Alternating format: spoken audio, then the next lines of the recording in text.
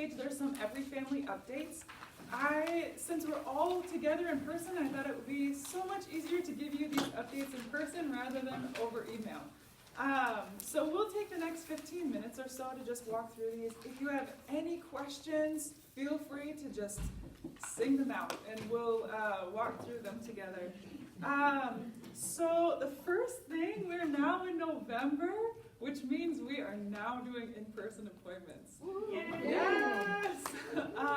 I know some of you were here pre-COVID, you've had experience doing in-person appointments. Others of you, including myself, were not here pre-COVID. And so this is a little bit of a learning curve and trying to figure out how do we transition back to in-person. I know some clients are going to readily accept this idea and they will just go right along with it and will happily take an in-person appointment, and there are going to be others that are going to struggle with it. So you'll see, it should be the next page. There's just, this is an email that I sent out to our staff, and I wanted all of our volunteers to have this as well. Just some tips and some language on what do you do if a client says, no, I can't, or I won't, or I don't want to do an in-person appointment. And please know you're so welcome. If you get stuck at any point or you're not sure what to do and a client is really pushing back, please do talk to the client's client advocate or social worker, or give me a call, come see me if I'm in your office, and I'd be happy to help work that through. But essentially you'll find a common theme in this email, which is that if people say they don't want to come in person, we're going to say, well, I'm sorry, but you need to come in person. And there are a few exceptions, one being the weather. So especially as we do start dipping into cooler temperatures, we're just going to set a standard that if it gets to -15 or below, and that includes the wind chill, then we will allow for phone appointments that day. And I'll send out an email to all staff, letting staff know, and then we can call clients and say, hey, don't worry about coming in person today, we'll do over the phone. And the same goes for a snow day. So if there's a snow day, I'll again help to make that call just so that all of our offices are operating the same and that we're giving the same information regardless of what office our clients go to. How do you all feel about that? Thumbs up, thumbs down? That you're feeling good about the in-person? Okay, if you have concerns, please don't hesitate to come talk to me. I know this is a little bit of a change, but we're gonna get there together, and it will be so beneficial for our clients in the long run, because you'll get a chance to really interact with them and with their kids if they bring their kids in person, and it just helps to build that bond. The second thing that's new is we now have car seat folders. So at every one of our offices, Rochester, I need to get you yours. So what they are is anytime that a client comes to purchase a car seat, we're going to give them a folder that includes a bunch of information around car seat safety, how do you know when to transition a child from a car seat to a booster, also some information on puffy coats and why they're not safe for a child to wear a puffy coat in a car seat. So the hope is, again, just trying to get all of our offices doing the same thing. Anytime someone comes to purchase a car seat from us, we can give them that car seat folder. And it's just a way to give our clients more knowledge and understanding around how car seats operate. And we have folders both in English and Spanish. So if you do need a folder in another language outside of those two, let me know, and I can do work on pulling together a folder in another language.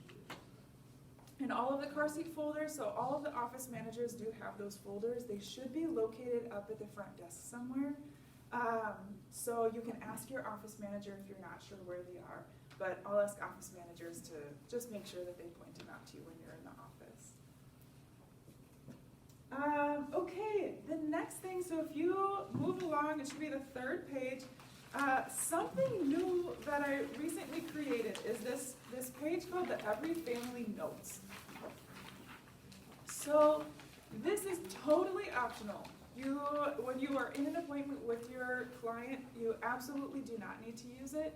I created it for a couple of reasons. Number one, I noticed that a lot of people were taking notes and had to like scramble to find little scrap pieces of paper.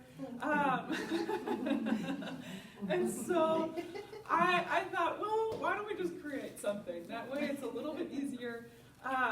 It also, my hope is that it also is just a great reminder of how an appointment should flow. So on here, it goes through, just building rapport with your client, finding out what are updates with the family, how are they doing, going through parenting wins and parenting challenges, going to the curriculum, and then you'll also find down below that there's a section for any additional notes, recommendation for the next session, and then lastly, any follow-up that needs to happen with the social worker or client advocate.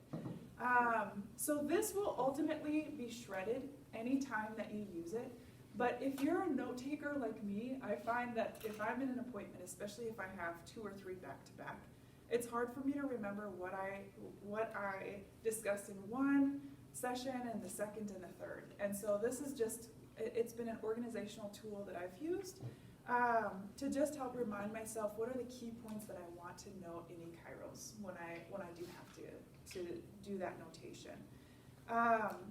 So feel free to use it. It should be up at the front desk at each of the offices. If it's not, again, just ask your office manager and she can print them out for you.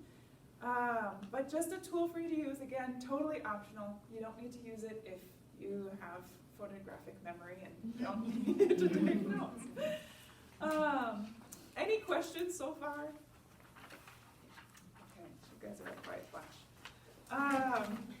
Listen, Yeah. do we shred it or we give it to you to shred it? How does that work? So in every office there should be a bin that just says it's to shred. So for example, at St. Paul, in the nurse's office where Tova sits, or sometimes where Adrian sits, there's this large rectangular bin that you can just toss any papers that need to be shredded in there, and then we have a shred guy come. And there should be that at something similar to that at each of our office locations. Okay, so another quick update. On the last page in there, you'll see I just updated the Every Family enrollment process. So this is a document we had, but I updated it just to reflect what's the process that a client advocate goes through when we have a new client that wants to join the Every Family program. I'm not going to go through this in detail, but what I did want to point out is just looking at particularly the parenting intake appointment, what are all of the steps that we want to take just to make sure that we are fully completing that parenting intake. So a couple key points that I want to point out. When a client does come in for a new appointment, or to do the intake with the client advocate will be the first point of contact to really give them a more in-depth overview of the Every Family program. So when a client comes in for their first coaching session and for the parenting intake, they should have at least some sense and idea of what the Every Family program is. So you can still give a brief overview, but just know that we don't expect you to take a deep dive into the Every Family program. The other point that I will just make is, and this is something that I think we're going to try to do a little bit more, is when you have a mom coming in, especially with kids, and you find the kids might be just going, a little wild and crazy and maybe are screaming or yelling or whatever is going on, feel free to offer them water and snacks. Sometimes we know that kids might be acting out because they're hungry, and so every office should have a little stash of snacks somewhere. Again, ask your office manager if you're not sure where that is. But I think that's one way that we can continue to offer hospitality to our clients, and just help meet some of those needs, and to help mom and to help the child. So feel free to offer the snacks to both mom and child. Any questions on this one before we keep moving forward? Okay. So a couple other new updates. So starting after today, I am going to be meeting with all of our coaches one-on-one. The goal right now is I hope to meet with you bi-monthly in person. And so what that'll look like is I will come when you're in your office. I'll probably just snag maybe half an hour, so we might leave one of your appointment times open so that we can take a time to check in, to find out how things are going. I really want to be intentional with all of you as our volunteers to make sure that your needs are being met, that you have everything that you need, that if you have client questions, that we can just work through some of those challenges together. So I will most likely work with your office managers to take a look at the calendar, and then I'll just have the office manager plug me in during one of your appointment times. So you won't need to go anywhere. I'll meet you where you're at, and then we'll continue to do that. And if I ever can't make it in person, then we can either do a phone call or an email. But the hope is I'd like to get to a point where we can check in monthly. And it might not be in person monthly, but at least in person every other month is the goal that I'm shooting for. And that way you just have someone, and this kind of goes into one of the points further down, is that we do just want to be careful about when there are client concerns, when there are client challenges that come up in an appointment. We want to make sure that those are being addressed either with myself or with the social worker or client advocate. We love our office managers, and I just want to make sure that we're also not sharing a lot of that client information due to confidentiality. So if there is ever a client concern or question, just make sure you go to Adrian, Jadelyn, Michaela, Caitlin, Melanie, myself, did I forget anybody? Kenzie, Rosa, and Marissa, yes, Marissa was not here. And we're happy to process and talk those things through with you. One other quick update too, if you do happen to find a client that doesn't have an Every Family file, just let your office manager know. The office manager will then let the client advocate know or the social worker know. We'll get a file made. So there's that. That's pretty easy. And then the last update is, when should you refer a client back to the client advocate or the social worker? So you may, in an appointment, you may have some heavy things come up in your parenting coaching sessions. Technically, I would say anything that you hear that's not related to parenting, that's a concern, I would say go ahead and bring that to your client advocate or social worker. So this could be things like any mention of abuse, either of the adult or the child, abuse or neglect, any instances where there's maybe housing loss, job loss, mental health concerns, and if you're not sure, please feel free to just ask somebody, or to ask myself or the client advocate or social worker, and we can help you figure out whether or not that's something that we should then have the client advocate or social worker follow up on. But that's just a way that we can also ensure that if there are additional needs beyond parenting, we can make sure that we're also helping to address those needs. And feel free too that if there's a major concern, like I could just share as an example, I was in a coaching session with one of our clients, and there was a major concern that was brought up, and so I was able to loop in Melanie. And Melanie had some free time, and so she was able to meet with that client to discuss some of her more pressing concerns that were outside the realm of parenting. That doesn't always happen, so we do know that You just may not be able to grab a client advocate or social worker in that moment. But feel free, if it is really urgent and pressing, to at least step out of the room and check and see if anybody's available. Well, this has been circled on our calendar for a while, since Melissa and I connected, and just so glad to be here. This is at least probably 2 years ago we were here. How many were here for that training maybe 2 years ago? Okay, fantastic. So we won't lean on you too much, but we might. Truly veterans. Yeah, exactly. Yeah. So glad to be here and excited for our time together today. And I'd love to just kind of get a sense for kind of who's in the room, and we try to remember names, although I just confess right from the get-go, it's like, yeah, there are faces that are familiar, but the names are 2 years rusty in my mind. So I'd love to just kind of connect with you, and we like to use people's names, so whenever possible. So I claim that I'm almost 70 card when it comes to my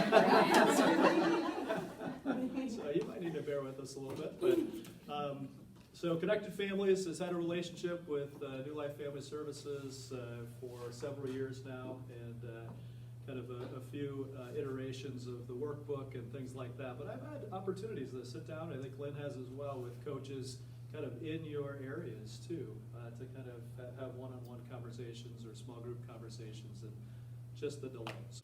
So we're gonna do an overview here, and not just talk at you, but get some of your perspective around this as well. But you'll see foundation, connect, coach, correct, and then ultimately those 4 messages that we talk about that come out of that framework, that pyramid in discipline sorts of situations. And so the curriculum that you have in front of you, the workbook that you have in front of you, really comes out of Jim and Lynn's book called Discipline That Connects with Your Child's Heart. If you've watched the online course, you'll have seen the same sorts of principles, and this just kind of follows that theme. And so that's where we're going to take a quick refresher, overview. We can take some pit stops into some things as well, and then at some point we'll pause, have a little break, and then we'll come back and do some teaching around ABCs and kind of growing people in that. So that's kind of where we're headed today. So so when we think about the framework, and we're starting off with that first message, you're safe with me. What are some key things? What do you know about you're safe with me? First, let's just start with what's the key thought, that the key principle, and I think it's on page 5 in your workbook, at the top of that workbook. But what's the key thought? That, like, when kids learn best when they feel safe. You said it like with a question. Like, yes, yes, exactly. It is exactly like that, right? Kids learn best when they feel safe. And what are some principles, and people have highlighted a few things here already about things that you appreciate about the framework. What are some key concepts, some key principles in the message, you are safe with me? I love that it starts with what's going on in me, There you go. because so often that's what's making you yell at the child, or, because there's something going on in you. So if you can first look at yourself and get yourself slow, low, and listen. It's hard to be slow, low, and listen with the child if you're up here. So I think that is key. Yeah, have anybody in here heard the concept of sharp music when in your head? It's kind of a cool analogy, and I just used it yesterday with a mom I was coaching with, and talked about, envision yourself like approaching a lagoon or something like that, and you've got Jaws playing in your back, in your mind. Bum, bum, bum, bum. How much are you going to perceive danger or threat and have a big threatening response if you've got sharp music playing in your head, compared to now Ode to Joy is playing in your head, and you prance towards the lagoon, and you go, I'm going to take a refreshing dive.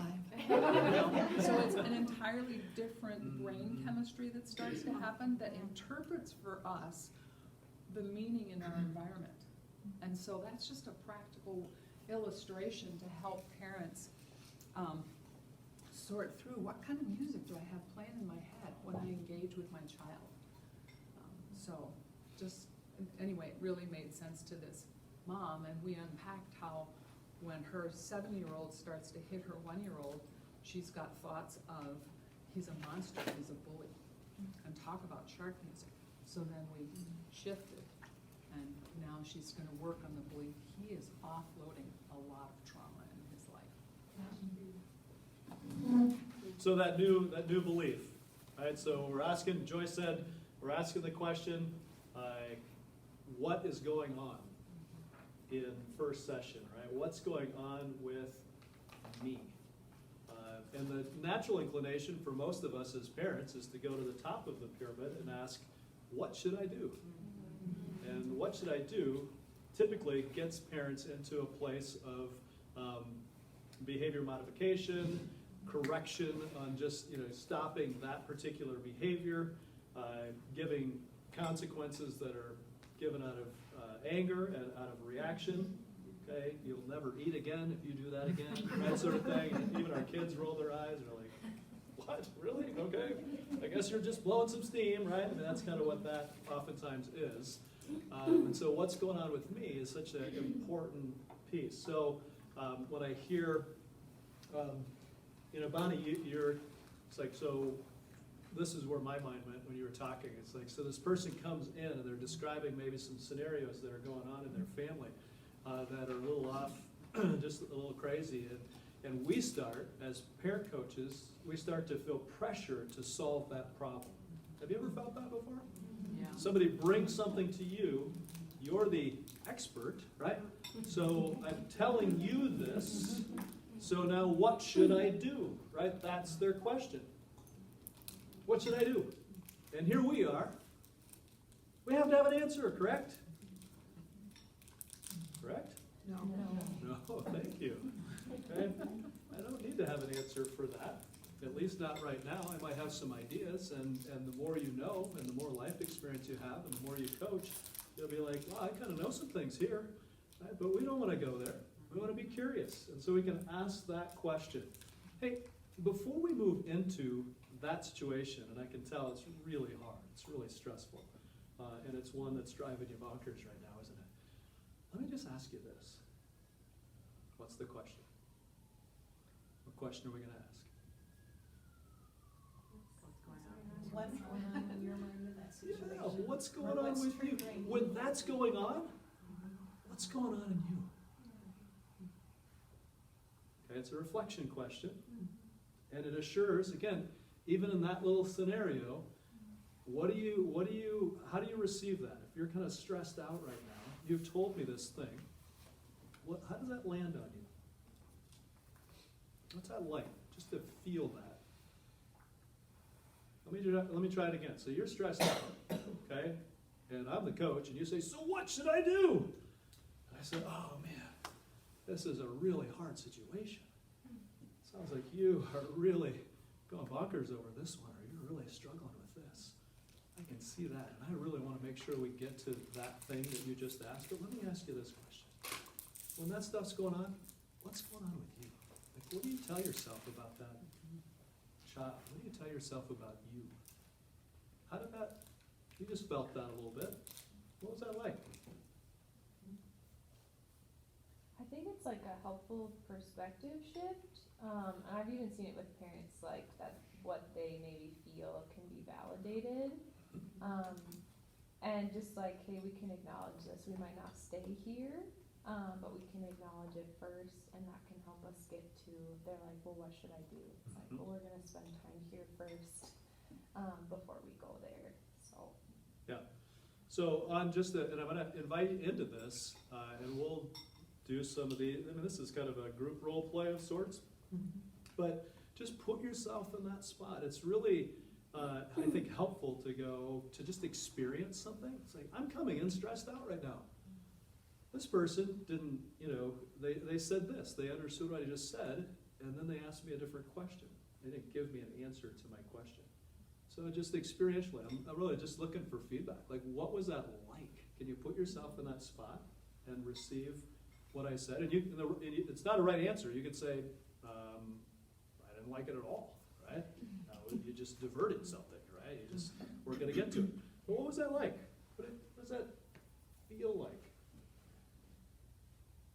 I think for me, it seemed like it kind of de-escalated the situation from being kind of a anxious, quick response to, Yeah.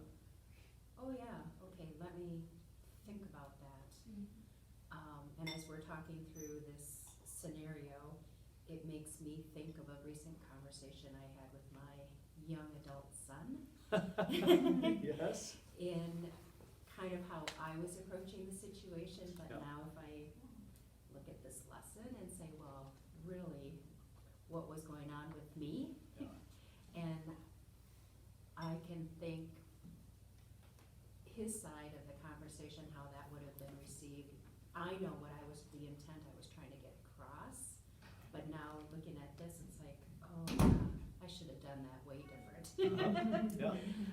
But it just kind of de-escalates the situation and makes you think about it and be able to respond in a calmer, probably more approachable, with a more approachable response Mhm. to that, instead of being so emotional Yeah. with it. Yeah. It makes me think of that, I'm sure you've all heard this before, people don't care how much you know until they know how much you care. Exactly. So that Yeah. acknowledging that very first step, just, wow, that sounds really hard. Mhm. Yeah. I think that gives that person permission to go, oh, yeah. Yeah. I want to jump in here with just something that I do with clients that's worked really well, because it's kind of like that. Sometimes clients come in and they're just like, well, what's the secret to immediate obedience, And they're like, that's not okay, you calm down right now. That's kind of how they were raised and what they're bringing in. And so I'll sort of do this, well, let's think about, what it would be like to be your child in that. And so pretend that you just spent all day with the kids, and a spouse or a friend is coming for dinner, and they walk in the door, and you have your own adult meltdown, and you go, oh, these kids, they're just driving me crazy. They were yelling and screaming and not doing chores and hitting each other. You just start to unload. And your spouse or friend says, seriously, get a grip. You're the adult, right? Calm down or we're not going out to dinner. And you wanna hit them. And all of a sudden the parents are going, oh, I get it. And then you go, okay, let's rewind and let's pretend that when your spouse or friend comes through the door, they go, oh, I'm so sorry, that's gotta have been awful. Wow, let's sit on the couch, I'll make you some tea. And then if you want, you can vent, and then we'll problem solve if you'd like to do that, which is really modeling what we would hope parents would do with their kids. And then you just, so how might that help you in that situation? And that's little fun kind of, you just look them in the eye and you pretend you're the friend or the spouse. But it's just a fun way for them to really step into what's it like for my child when I'm like overbearing, trying to suppress their outburst, versus I come alongside was you're safe, loved, capable, and responsible. Mhm. Yeah. I recognize that the workbook is chock full of stuff, and that your attempt to get through one session in one of your coaching sessions is likely not really very feasible, okay? There's a lot of stuff going on. And so just something like that, and if you just have in your mind, you're like, hey, I could do that, what Lynn just did, and it probably would be really worthwhile. Okay, so I want to just take the pressure off to go, oh, here's 4 sessions of coaching. There's no way I'm going to get through all this stuff in 4 sessions, right? There's a lot of crazy going on in that room, and sometimes there's just not the most pressing need. Okay, so little things like that, I think, are powerful. They just start to get the message across. So I just want to take that pressure off to go, I don't know how we're ever going to do this. And some of it's Holy Spirit led too, right? Where you're just like, I don't know. I just heard this, so I'm gonna give that a shot at this next session in terms of just teaching that message, you're safe with me. So asking the question, what's going on with me? Now here's the other thing. Have you ever shown up to a coaching session where you feel like, I can't wait till this is over? Oh, you have? I'm not alone. Hey, all right. Where there's a sense of dread because you already have a sense about how this is going to go, and you're whatever we might be saying. This is important work for us. What's going on with me when I walk into that session and I'm already feeling dread, or I've got this family circled on the calendar, like, man, can I be sick that day? Right? Lord, would you please, allow me to be sick? Oh, this is my real stuff, right? I think these things. And so, how we come to that is really important. What's going on with me? This isn't just about teaching parents, it's about us understanding our own stuff. God, would you give me the ability to see this parent as you see them? And that's our own work. It is really hard to show up and have compassion and grace, care, sense of equipping for somebody who already has a sense that you probably aren't for them, or maybe you might have something against them. Okay? Our kids recognize that. They can sniff that out pretty quickly as well. So I think it's important work. We talk about it as parallel process, right? where we want to treat our clients like we would hope our clients would interact with their kids. So when our clients are struggling, we're able to say, oh wow, that's really hard. And we don't just throw out easy answers, and we don't just make our judgments, and we try to keep those things in check. Because what you're doing, even if somebody leaves your session and you think, what in the world just happened? Right?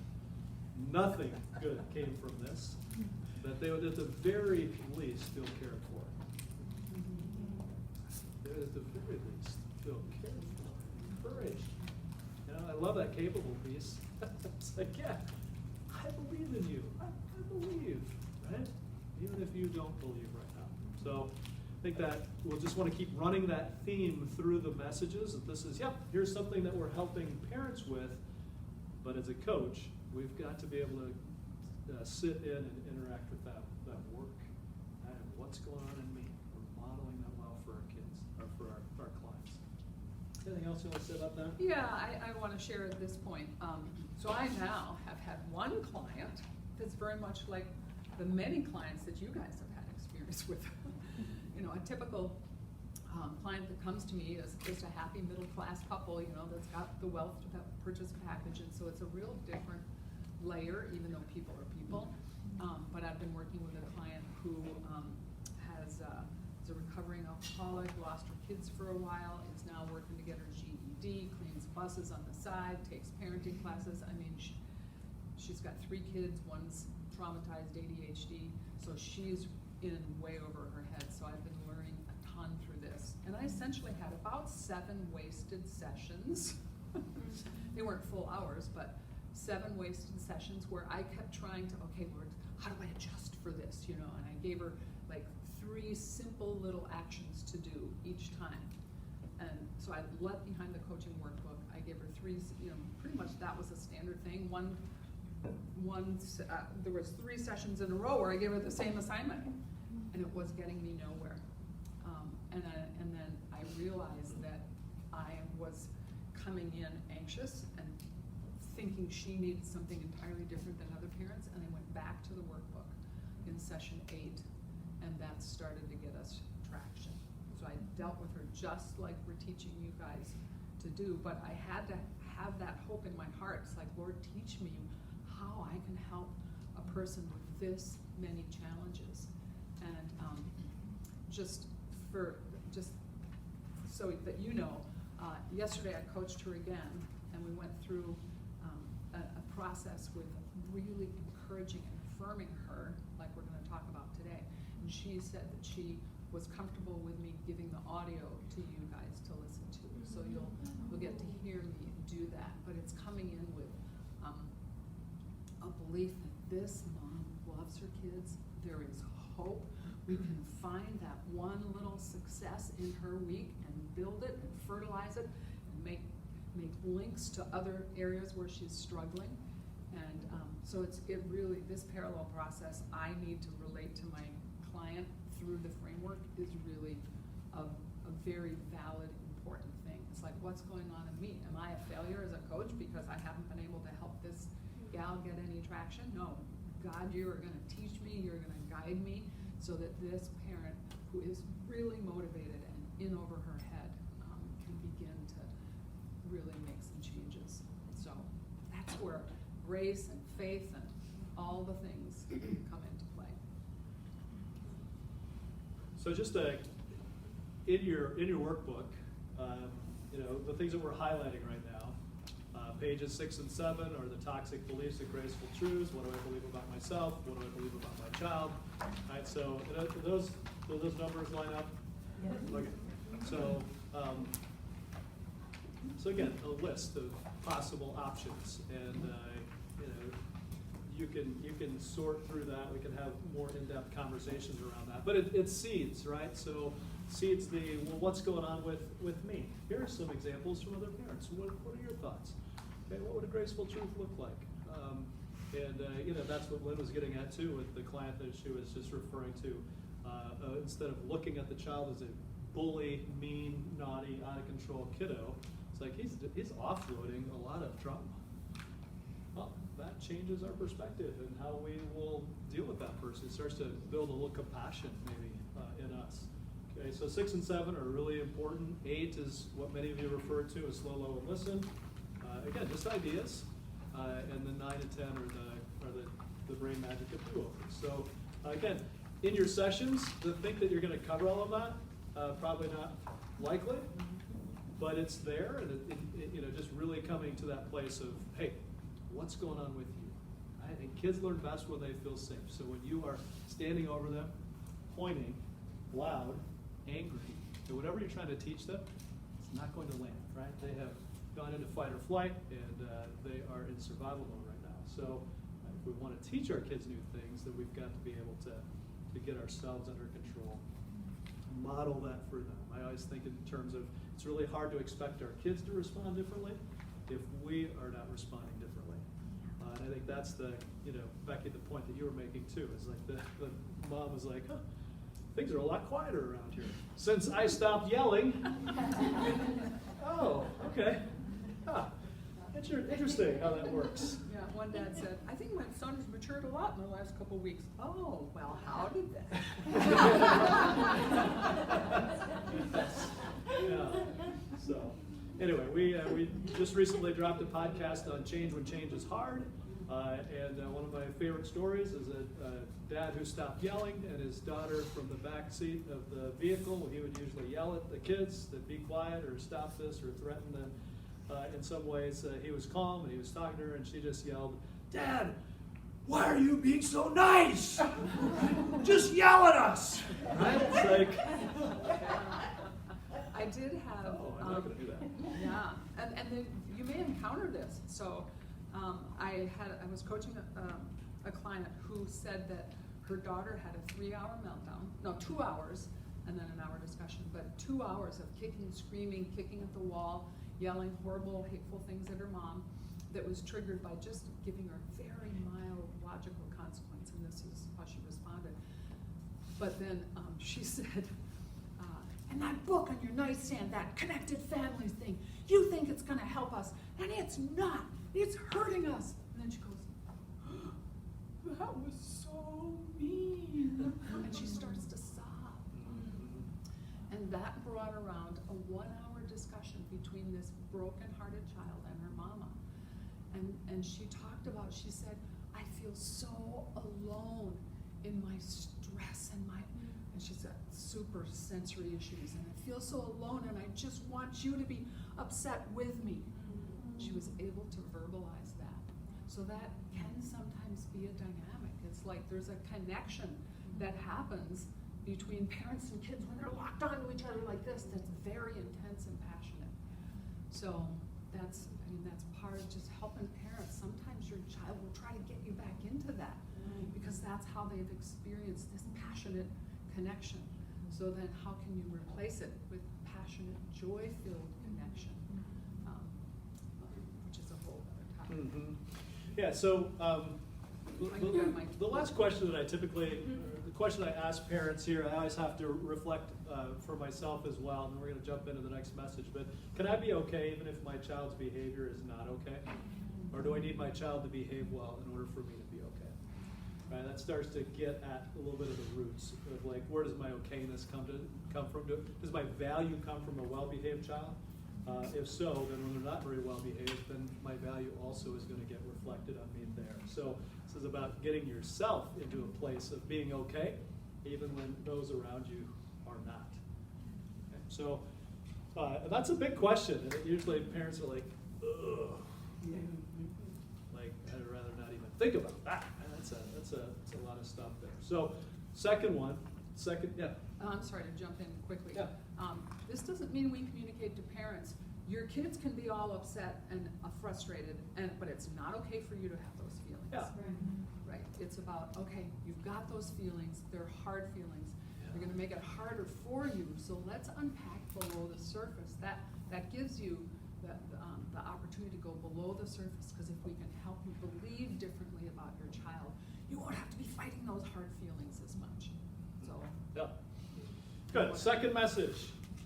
Child, you are loved. No matter what. Key thought. This behavior is the golden opportunity for true unconditional love. Yes. Right, Bonnie, you get points. Even if you did read it, you get points. You found it. Know where to read. Exactly. So misbehavior, okay, is the golden opportunity for true unconditional love.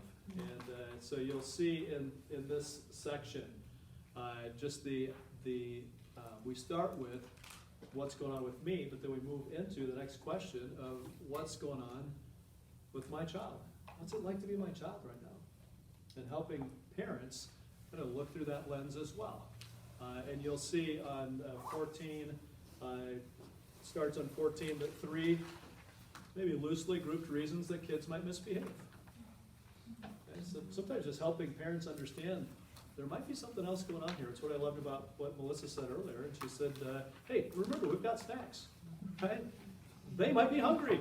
Okay, that's a insightful, hey, what's going on with this child? And if we can look through that lens, that helps to build a little empathy for us. It helps us with parents who are also struggling to go, I wonder what's going on with them. Probably pretty stressed out, like the parent that you're talking about. What's going on with them? They're just showing up, and let me see if I can gain some understanding there. And empathy is a powerful communicator of your love, no matter what. Heidi never has, but other people may have. Yeah. So our kids do annoying kinds of things sometimes, and I'll just try to help parents think through the lens of just consider the possibility that your child is trying to connect with you right now. They're trying to get connection with you, and if we go to knock it off, leave it alone, no, get down from, I told you, and it's like, that's a big connection. And we're kind of teaching our kids that if you want to connect with me, do some annoying things, and I'll give you all sorts of connection, as opposed to an invitation into, hey buddy, do you want to do something with me? Hey, can you help me with this? It's an invitation into connection rather than, I call those sometimes Skittles of connection, right? We're going to give Skittles out. It's like, knock it off! Big intensity, tastes really good. Lasts about 90 seconds. I'm back for more. Right? We just keep coming back for more.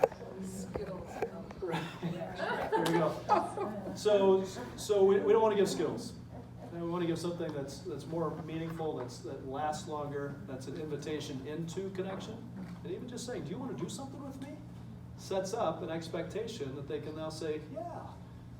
Okay, and down the road, they might come and say, instead of trying to get the connection in negative ways, they might say, can I do something with you? Oh, right, yeah. I want to tell a story about that as a sneak preview into the content for the upcoming course, which is Parenting Your Sensitive Intense Child. And my co-presenter is in the thick of it with a little guy with some developmental and adoption trauma. And he would come up to her and just like out of the blue, she'd be working on dinner or whatever, he'd come up to her and sometimes he'd just like punch her. And at first her response was, stop it, that's not okay. And then she realized, kind of a gift gone awry, he's seeking connection and he doesn't know how to ask for it. So then she shifted, and when he would come up and punch her, she would go, oh, you want some connection, you want to connect. I'm so glad you want to connect. And she would sit with him just a little bit and play with him and snuggle him. And then outside of that time, she taught him how to ask for connection. And they'd role play it and they'd celebrate it. And he began to, when he was in not an over-the-top stressed way, he began to be able to do that. And just the other day, he came up to her and said, Mom, will you hold me? And she said, oh, I'd love to hold you. And so then she talked about this process for him. So she gave him a perspective on growth of how he was learning such good and kind ways to ask for attention or connection. And she said, when you were little, you didn't really, sometimes you would hit me when you asked for connection. And he looked at her and he said, yeah, I didn't know how. I was like, oh. So anyway, Melissa, if you remind me, I'll email you that story. And then you can just read that story to parents to help them understand this principle in such a powerful way. So. Yeah, so physical factors, payoffs, and then the last one is discouragement on page 15. And so just, again, an opportunity to at least invite parents to recognize that the behaviors, there may be some other things going on, and that your child's goal is not driving you nuts. That there might be some other things taking place here. And so you can take a look at those. I almost always end session 2 with looking at page 22. And we're going to come to highlight that on 16 too, Lynn. But 22, where we're looking at Romans 38, 39, and that rewrite. And I'll just, if parents are comfortable, I will have them read it. I say, would you just read this out loud as we wrap up our time together today? And it starts to put into a little bit of context. So would one of you read that out loud today? For I am convinced that neither arguing or defiance, neither sibling conflict or disrespect, neither bad grades nor failure, neither whining or lying, neither forgetfulness or messes, nor any other misbehavior will be able to separate you from my love for God's amazing love. Yes, thank you for that. And I'll oftentimes just wrap up and say, these things are going to happen in our house, aren't they? Some of this stuff. People are like, yeah. Exactly. Yeah. And so sometimes our kids get a sense that if they behave well, we love them more. And if they behave poorly, we love them less. And that's just not how God loves us, right? And so we can bring in God's love for us in that kind of a situation. And for most people, that's a real foreign concept. I mean, you can understand it in terms of how we've experienced it. Yeah, conditional love is out there, and it's pretty normal and natural. So, so the first message, you're safe with me. We're asking what's going on with me. Second message, you're loved no matter what. We're asking what's going on with my child. And Lynn just referenced the online course that she's working on right now. And page 16 is kind of, I think I've heard you refer to kind of as an outline for that course, right? And so Lynn's just going to give a quick explainer here of this graphic that might be helpful to understand some of that too, what's going on with my child. Mm-hmm. So a lot of times in families, there's one child that's just more struggles a lot more than the other kids. And parents are tempted to think, oh, I'm a bad parent, or he's a bad kid, or whatever. And so this helps parents to understand kind of what goes on with those kids that just struggle more. And so it really starts with these underlying issues of something's different with this kiddo. So you can see these listed here: trauma, mental health diagnosis, sensitivity, sensitive temperament often includes that gifted child that is super intelligent, creative, sensory processing issues, all sorts of things that can cause a child just to have more chronic stress and anxiety. Could even be sort of a birth order thing, or their place in the family is tough. So that chronic stress and anxiety begins to retune their brain, and that's actually the words of neurologists. It retunes their brains to have an overactive threat detector. So they're more, it's like the shark music. They've got shark music in their head, kind of constantly, and the belief is, I'm a bad kid, and you're dangerous. The world is dangerous. People are against me. It's that sort of a preset in how they look at the world. And so then to compensate, because when we are anxious and we feel alone in that, then we tend to shift out of that very vulnerable brain state of anxious and alone. We shift into anger and to seek that connection. And that actually is a real thing in the brain. We shift out of anxiety into anger because you feel more powerful and you're more ready to fight to protect yourself. And then our brain actually releases oxytocin, the bonding chemical, when we are under threat, because it's to drive us to get help. So kids shift out of anxiety into anger. They shift out of feeling alone. They seek connection from a parent or someone else. And then the other thing that often happens is they'll shift out of I don't really know what's wrong. I just sense that I'm really stressed and threatened. And they'll just sort of lock onto one thing. So anxious, alone, and confused is the most vulnerable brain state to be in. So our brains try to get out of that into anger, connected, and locked on to something that we think could be a solution. And so that's where you get kids that either have a big outburst to get connection with the parent, or they lock onto, I just need the blue cup. I just need the blue cup, and they're inflexible. They've locked onto the blue cup will solve all the internal angst that I'm experiencing. Does that all make sense? Would OCD tendencies fit into that? Yeah, oh, for sure, certainly could. Yes. I didn't hear that question, I'm sorry. Would OCD tendencies fit into that? Yeah, that's just that OCD is rooted in chronic anxiety.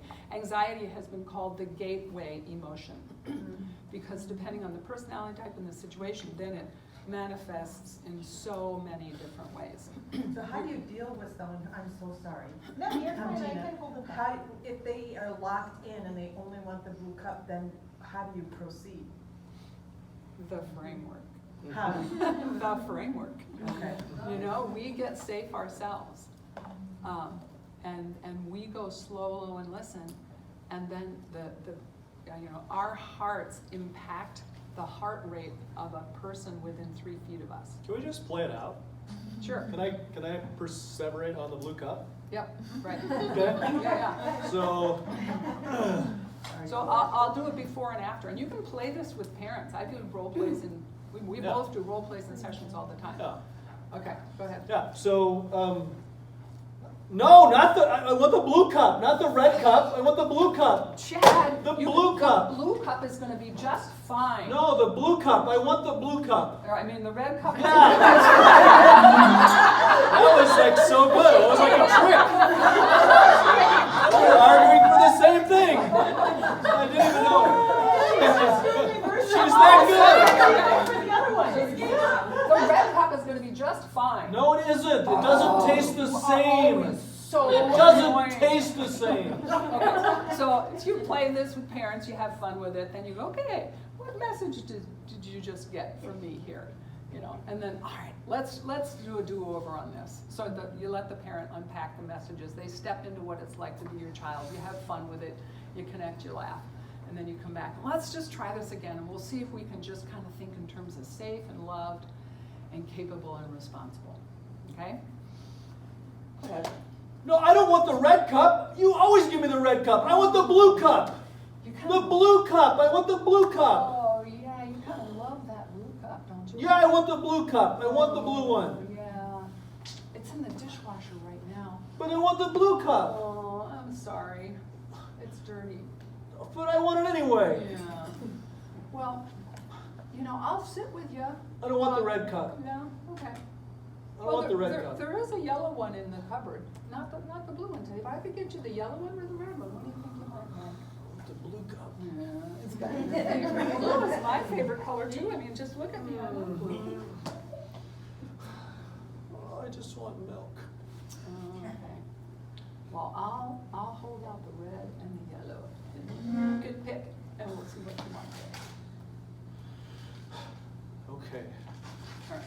So then you can ask the parent, because now you've had fun playing that, and then you can ask the parent, okay, what did I do that was safe? So what did you see me do that was safe?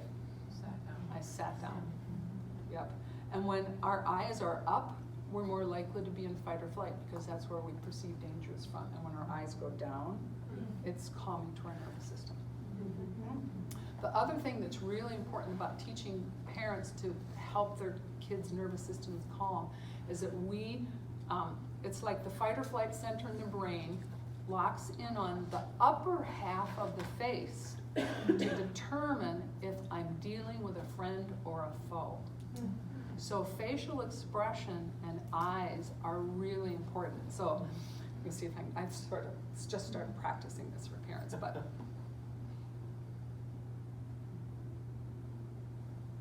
you see I didn't change my mouth, but my facial expression changed a ton. So just to help parents tune into, if I'm gonna go slow, low, and listen, part of low is getting out of intimidation, and that's your face too, the upper part of your face. So I was aware of that. It's really hard to argue and fight with somebody who you're saying yes with, right? So again, looking for a yes response. So you really love that blue cup, don't you? Yeah. Right? So that's empathy. It's like you get me. Okay? If you say, well, there's a red cup right here. Logic, rational, yes. This one holds milk too, right? You can use this one. And it does nothing to connect with me. But as soon as that yeah comes out of me, it's like, hold on a second. We're on the same team. You get me. Okay? And I find that after 2 or 3 yeahs, that the child is more likely to receive instruction. Okay? That they'll go along with that. And so even as that was coming towards me, I'm like, I could just keep yelling, I want the blue cup, but you weren't going to participate with me. And you were actually calming me. So, yeah. Joy. Back to the facial expression thing. At some point, I heard that term RBF and regular blank face. And I realized that often, even when I was trying to understand my daughter, who has some autistic tendencies, I would, Oh yeah, I'm this totally would that be way. the face. And eventually, I learned that if I would kind of reset, to give her a smile like I'm listening. I did it with the smile, but obviously that would release. And I looked in the mirror and I'm like, I have these big creams. And I'm like, have I been looking at my children like that all these years? And is that why they respond to me the way they do? Other than the fact that I didn't have connected families when they were little kids. But, just to kind of consciously relax your face. And I started doing that as a teacher. When the children came in the room, I would kind of reset my face to, I'm just really excited to see you guys, Yeah, good insights. Yeah, Tracy. Isn't that called a mirroring? Yes, Neurological mirror cells. That it's like when you see a high jumper, you're like, Right. we tend to reflect. So when is this video gonna be ready? Thank you. Hey, you get the most points of anybody so far. Woo-hoo. Marshmallow is not a plant? This It's is not my a life, plant? except it's not the blue cup, it's the right pair of pants, or the right shirt, Yeah, because yeah. every outfit has to be exactly, she's very sensory, very focused on, I have to have this, it's in the wash, we can't have it right now. There is a lot of stuff on our website. We've just redone our website, and there's a lot of stuff on there. There's a whole category on there about, do you have a sensitive, intense child? I think, is that still the category, or is it an extra challenging child? Anyway, we have a whole page on our website that just has resources for that. So There's a there's a whole lot book, there too. already. There's a whole book, it's not from you guys, but Mary Sheedy Krasinka wrote a whole book. Oh, yeah, there's lots of books out now on that topic. She, she was the first one. She was a, Mary Sheedy Krasinka, K-U-R-C-I-N. I was gonna say, I Yeah, can't- and there's Carol Stock Kranowitz, there's Out of Sync Child, Yeah, the Out and of then there's Sync. The Spirited Child. So those were like the early ones on that. Yeah. And now there's one by Lucy Jane Miller. She's like an actual occupational therapist that really understands sensory issues. Those are she's much more research-based, deep dive, but very authoritative. Yeah, Krasinka was a long time ago. I mean, when I Yeah. started in Parenting Yeah. over 20 years ago, she Yeah. was the go-to. She was go-to, and then Carol Stock Kranowitz started with the Out of Sync Child, and that really looked at sensory issues. So Krasinka was strong-willed, spirited child. Kranowitz was Out of Sync Child, and now Lucy Jane Miller. What was that? So, You got a lot of reading. is there anything else on 16 that you wanna? Oh, I'm sorry. That's Thank you all right. for getting me back on Yeah. track. I'm getting comfortable. Okay. Well, I interrupted Gina, she had a question, so if we wanna go back there. Well, all I was really thinking, what you're saying with the underlying issues, I have a young adult son too, is a possible addition to some of the trauma and autism and stuff that I've noticed with him is being raised as a single child. We have a new generation of kids that are being raised with a single parent. And with him, I've seen a lot of the struggles with him, with his underlying impairments, is that thought of, what did I do wrong that one parent doesn't like me? Why did they leave me? And can I trust you? If I do something wrong, are you ever gonna leave me too, just like they left me? And helping them work through those feelings and issues as well. Yeah, for Because sure. that single parenting is tough, because that abandonment is there. Yeah. Yeah, and one of the sessions that we will have on that course is called Connection, Attachment, and Gospel Truth. And we'll dive into the topic of shame and identity for kids as well. So tell us what we need to know about this page, and then Okay, we're gonna yeah, take, and we're gonna move well, on. we So won't say angry, that word, fearful, 'cause controlling behavior, that's a natural thing to do. And then parents can kind of go one of two ways, depending on if they're functioning from their own anxiety and fear, or their sense of peace and grace from the Lord, or just peace and grace. And you can see the different identity and beliefs that begin to form. This is where that discouragement piece comes in. And the beliefs of the world is against me, I'm not safe, I'm a bad kid. Then feed the chronic stress and anxiety, and the whole loop gets worse. Or you can respond with grace-filled connection, empathy, and skill building.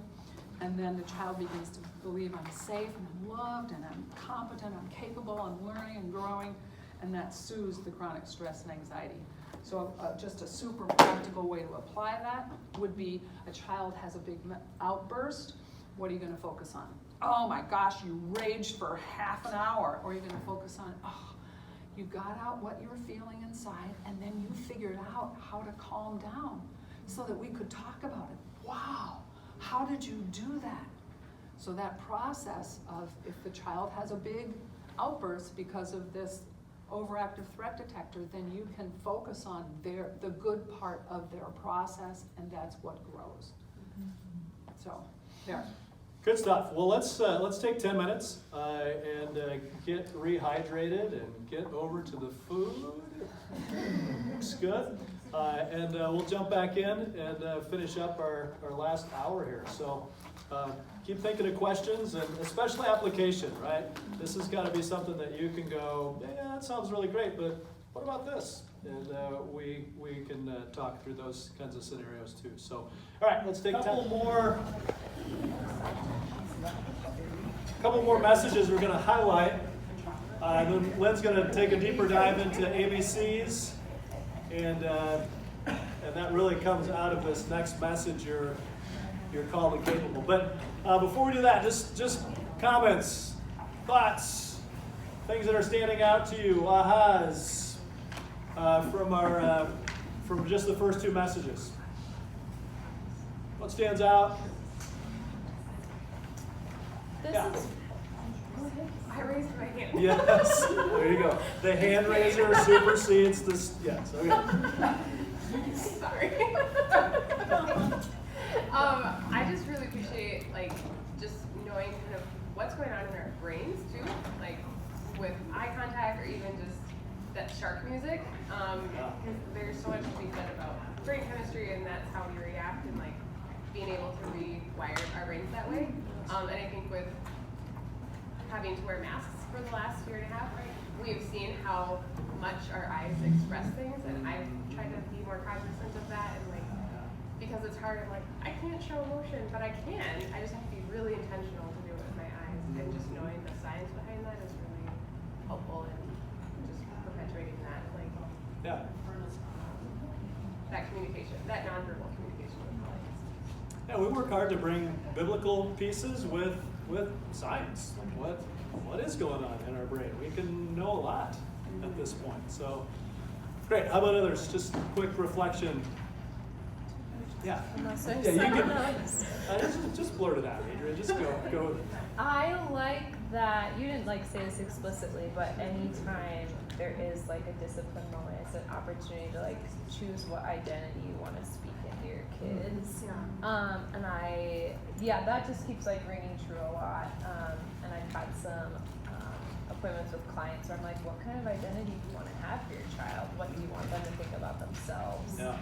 And they're oh, this is what I'm giving them. So I love that it just is so weaved through you get the opportunity to speak a true identity and you're loved no matter what. Yeah. I can be a safe person for you. So I just love that.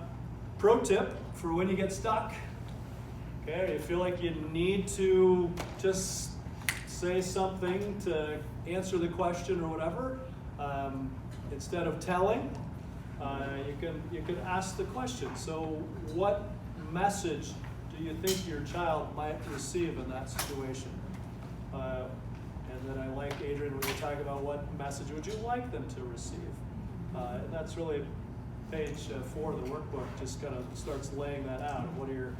What's a behavior challenge, what are your goals, and what messages might the child have received in that situation. So it kind of brings us back to messages over and over and over again. It's yeah, it sounds like that was this, and I wonder what message your child might have received from that. Again, it needs to be asked in a kind way, and it can be received as shaming sometimes, or parents might be oh, I always do that, and then they kind of self-negative talk. It's yeah, hold on, we kind of all do that at times, don't we? And it's good to be aware, and so we kind of move forward. So what messages, what message might your child have received from that, or what were your best hopes or intentions around that can be helpful too. How about others? Just one other before we jump into the next two messages here. I think it's striking how much kids need and want connection, and they're even willing to get it in really negative, even traumatic ways. And so to think about changing that connection to a positive connection. Mm-hmm. Yeah, that they're after connection and they're going to get it. Yep. So it's a need. Yep. So it will get met. Cool. I just want to say how powerful that is, actually asking that question. Melanie did it first. She had a difficult client on the phone and who was swearing, and I know that was God because I'm still so new and I learn by making mistakes, which I hate. But so there was a client on the phone who was swearing. Is that what you said? Yes. And Melanie said, "How does your child feel about that?" Well, about a week later, I had the same thing, but she was so angry. She was swearing at me, swearing at her child. She was just everything was the F word, and I asked her about her child, and oh, they're fine, they're just little adults, that doesn't mean anything. And I said, really? well, someone at the school said something to her the very next day.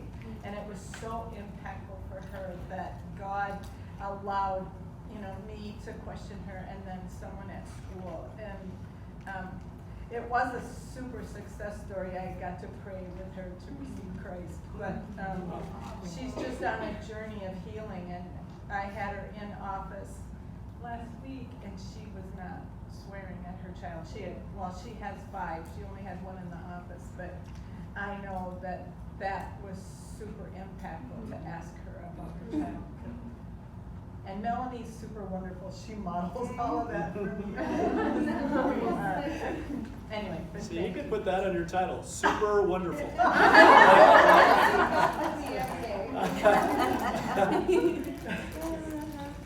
That's great. Yeah, just asking questions, and it'd be very easy to be able to say, well, that is not okay. You do not talk like that. We can model that, kind of like try to shut that down. And we focus on behavior as opposed to, I wonder what is going on with this person. Because this is all new for me, and hopefully doing it as a grandma. Because like Patty, I can't believe my kids are okay because I did all the wrong things, So I'm thankful for do-overs. Yeah. That sounds like a toxic half-truth. Exactly. I did all the wrong things. I was going to jump right in. What's true about that? Come on now. Yeah. Okay. So just want to be conscious of our time as well and the content that we've got remaining here. So let's just take a quick look. We're going to look at the next message. And so just quick review. The first message is what? You are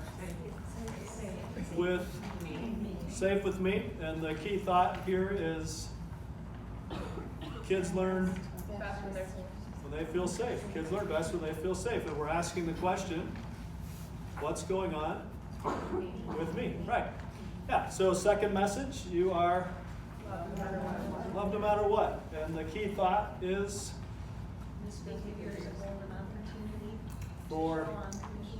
for true unconditional love. It's the only opportunity really anybody could ever receive unconditional love is if they didn't deserve it. Okay? I do like to add for faith-based clients, misbehavior is the platinum opportunity for God's grace. Platinum. We've I got won up platinums. the gold. Nice. All righty then. I want to go double platinum. Exactly. All right. So misbehavior is a golden opportunity for true unconditional love. And then the question that we're asking here is, what's going on with my child? Yeah. And then the third message, child, you are called and capable. And the key thought here is, you can look at it, I think it's page 25. What? Find and build strengths in my child even in misbehavior. Yes. Kenzie got it. She can find, she can read it, but hey, she got there first. I can find and build strengths in my child even in misbehavior. And the question that we're asking here, and I think I've added a couple, I don't know, one question, and Lynn's going to take a deeper dive into this, but the question of what can I affirm? Okay, the second question that I like to ask in this section is, what skills does my child need? Okay, so starting to think through the lens of skill building. I want to bypass ABCs just for a moment. Okay? I want to jump briefly into gifts gone awry. Then we're going to take a look at the fourth message, and then we're going to come back and finish our time in this message, You're Called and Capable with Lynn, and some ABC practice. So, but the gifts gone awry, right? So it's got to be page 28, 28? Yeah, gifts gone awry. Okay, so this is a chart that most people love, parents especially. Okay, so behind behind misbehavior, there's oftentimes a God-given talent being used immaturely, sinfully, selfishly. And so if we can call out that gift behind it and then work to set our kids up to use it in healthy and honoring ways, that shifts parents' thinking a little bit. So somebody mentioned gifts gone awry as something that they appreciated. are you using this? How do you use Gifts Gone Awry in the context of your coaching right now? If you do, no pressure. I think I find myself using it at the start of appointments, because sometimes parents come in and I think they see me as like, you're the person I can complain to about how hard the last 2 weeks have been, Yeah. and hear all the negative or frustrating things my kids did. Mm-hmm. So I just love to kind of take some of the things that they say and be like, wow, sounds like, oh, the line, like, you're like really creative. That's like one of my favorite ones. Like, yeah, your kid probably had to think really hard about that. He's really creative with you, and like, why do you think, that happened? And then like it just tails into like, what's going on in them, what's going on in you. So even if I'm not doing this lesson, I like to try to like call out the positive. Yeah. Yeah. How about others? Anybody else who's in the Gifts Gone Awry?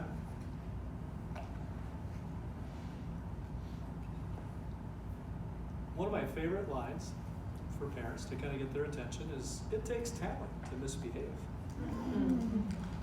Sometimes they'll be like, oh, wow, I've got a lot of talent. Yeah, you got a lot of talent running around in your house, don't you? And if they're a little, I don't know about that, then I'll explain, when your child really wants something and they're gonna misbehave to get it, they're not gonna rely on their weaknesses. They're gonna pull out the stops with their strengths. Yes. So you got a verbal child and they are gonna argue you to the floor or yell or whatever. So just kind of approaching it that way, of when kids want something, they're gonna use their strengths to get it. Oh, so that might be the first time that you actually observe that strength. And then you can back up and figure out how it could have a more positive manifestation or use. Yeah.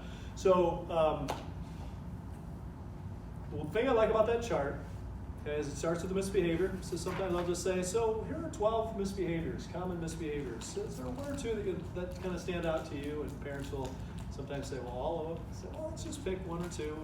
And the flow of that chart is significant. Okay, there's a misbehavior, then there's a gift gone awry, the possibilities of what that gift behind it might look like. And then there's a little example of maybe what the gift on track could look like, just to give a little bit of a vision for that.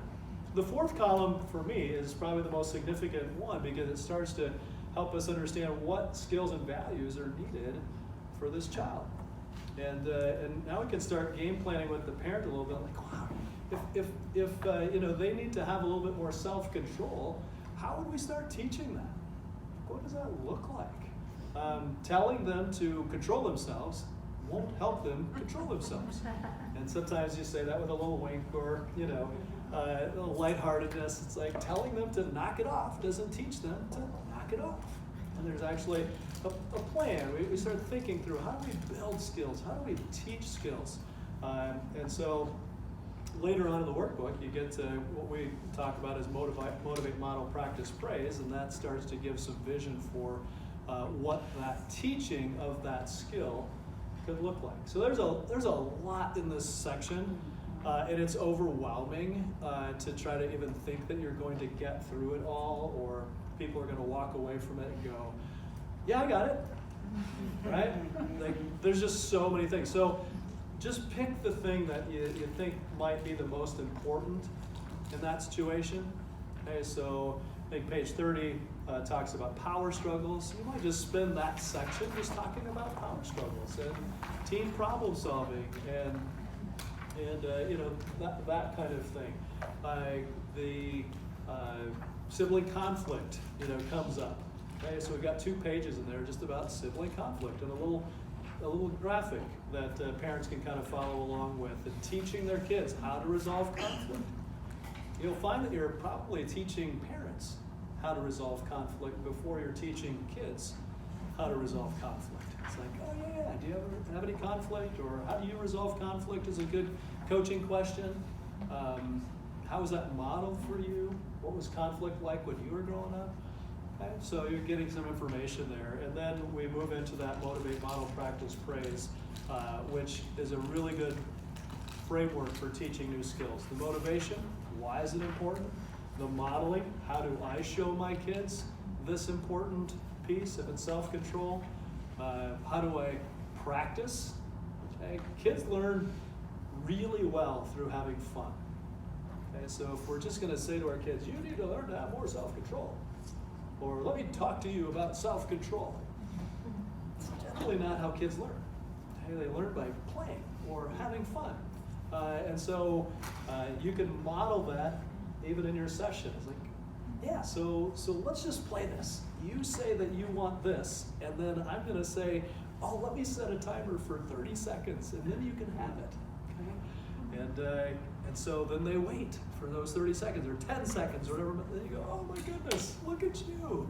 And you are growing in self-control. I mean, you can just play around a little bit with that. And the last one is praise, or we just talk about effective affirmation, right? Affirming our kids for what is growing in them.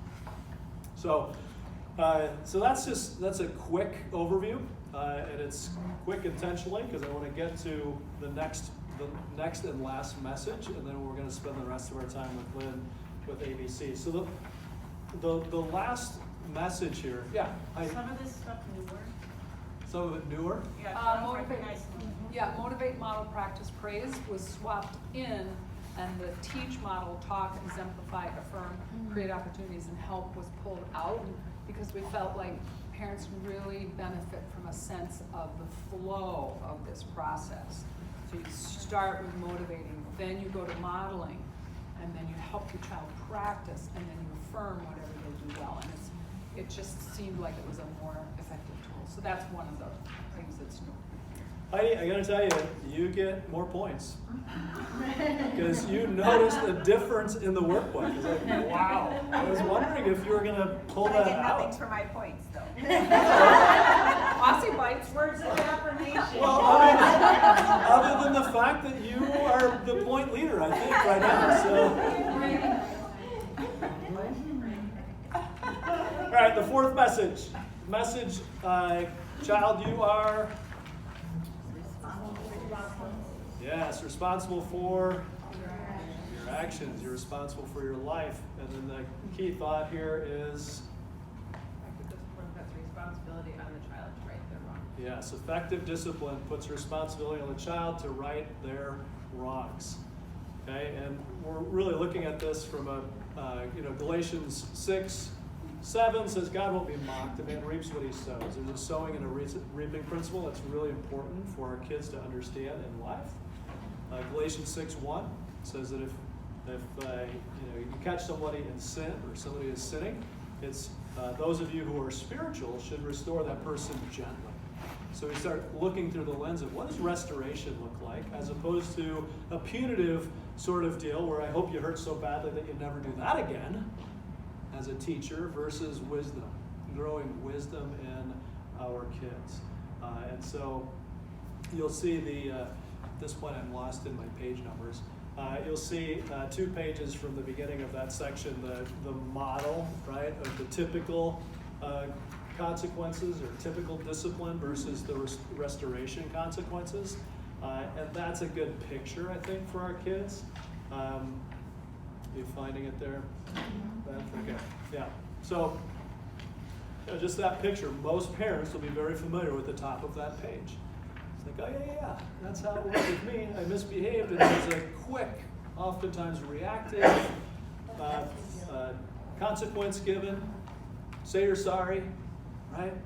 Sorry, okay, gosh, sorry. Gee, okay, I'm sorry. Right, that heartfelt repentance that you get from your kids. Like, yeah, okay, say you're sorry.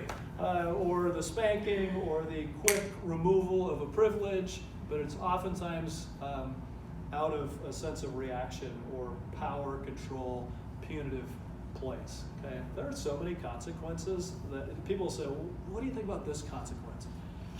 And I've come to a place where it's like, there are, I would say, most consequences given in a calm and clear way, in a caring, loving, affirming way, tend to be pretty effective, right? Not all, and we can get into specifics, but it's so much more about how the consequence is given than it is about what the actual consequence is. And this is, for me personally, it was such a revelation that I could be firm and kind in giving consequences at the exact same time. I just had no idea that was possible. I lived at the top of the pyramid. Correction. Just do what you're supposed to do. I mean, I can't tell you how many times I thought, we wouldn't even be dealing with this right now if you were just doing what you were supposed to be doing. You're making life miserable for everybody. You know, just clean up your stuff. Let's get going. Snap, snap. Let's go. Right? It was up at that top point. So when we're able to give consequences from a calm place, you're safe with me. My value is not tied into your behavior right now. Okay? I'm believing true things about me, and I'm believing true things about you. I'm actually empathetic. I'm going, what's going on with this kiddo that might make it difficult for this child to respond in a different way? Okay? So there's a level of empathy. I'm trying to understand that. I'm affirming some things. Man, I can see this is really important to you. And that's even an empathetic statement. But I just want to affirm, or a gift gone awry. Wow, you're speaking to me in such an honest, and this is language that I would use. You're speaking to me in such a direct and honest way. I love the fact that you're so direct and honest with me. How you're talking to me right now, feels a little disrespectful, right? But I'm starting to call out a gift gone awry. And then when I'm coming to the consequence, like, yeah, we talked about this, right? And I'm probably asking a question rather than making a statement. What did we say would happen if that was the choice that was made? Okay, if we've been clear about what the expectations are, we get the consequences. It doesn't have to be a big power struggle. It doesn't mean that. Okay? That question, what did we say would happen if that was a choice you'd make? Okay, it's a kind of an obvious answer if we've had this conversation a few times. And so I call what happens next oftentimes as flares, right? They don't go, I guess I won't get the thing that I really wanted, right? They tend to go, oh yeah? Well, you never do that with my sister. She always gets to do the stuff, and she did this just 2 days ago, right? And you didn't do anything about it, okay? And then we get this, I call that a flare. It gets us distracted. We're like, what? And then we start defending ourselves like, well, no, that's not true. And now we're in this argument about this thing when the actual question was a good one. Where I would be able to go, oh, well, it sounds like you want to talk about some things with your sister, but let me ask you this question once again. What did we say would happen if you chose to do that? Okay, we bring it back. And that would happen about 2 or 3 times, and then I could see this shoulder slump and a sigh would oftentimes follow. It would be like, I wouldn't be able to do this thing. Next, and then I always try to shift it into future. But hey, next time, what would you want to do differently? Or tomorrow you're going to get another shot, another opportunity with this.